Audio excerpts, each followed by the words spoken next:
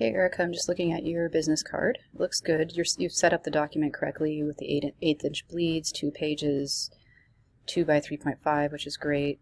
I'm just noticing a few small things. This was actually more like right there. You might want to bump that up so that the Y and the edge of this blue or this purple shape are not so close together. Just a small thing. Also, some of the text isn't outlined, so definitely outline the text. You can just go over here and create outlines when you have it highlighted in the properties panel. Kind of a quicker way of doing it. You can also I think you can right click on it on the text box and do create outlines as well, which is a control click on a Mac. What else? This text, I like it, but I almost feel like maybe it's a little bit too far apart. Maybe tightening that up just a little bit more.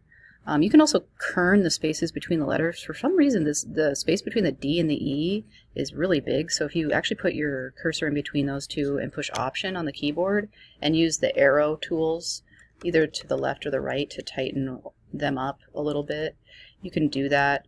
That will just kind of dial it in even more. And then maybe just kind of, definitely get this to where it's,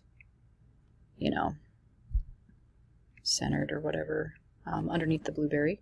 And then this just needs to be outlined, and this I like a lot, but I almost wonder if this H is like just a little too close and the E is just a little too close.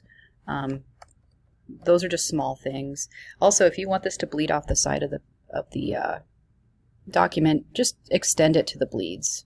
So there were just a few kind of tension points by the Y. This was a little wide. Maybe some kerning in between the D and the E is necessary. Maybe even the G and the R a little bit. I'm not sure. Maybe tightening them up a little bit. Maybe bringing the E and the H a little bit further away and then outlining the fonts. But other than that, I think this looks pretty good. And then also extending this box to the bleed lines. Anyway, we'll talk to you later.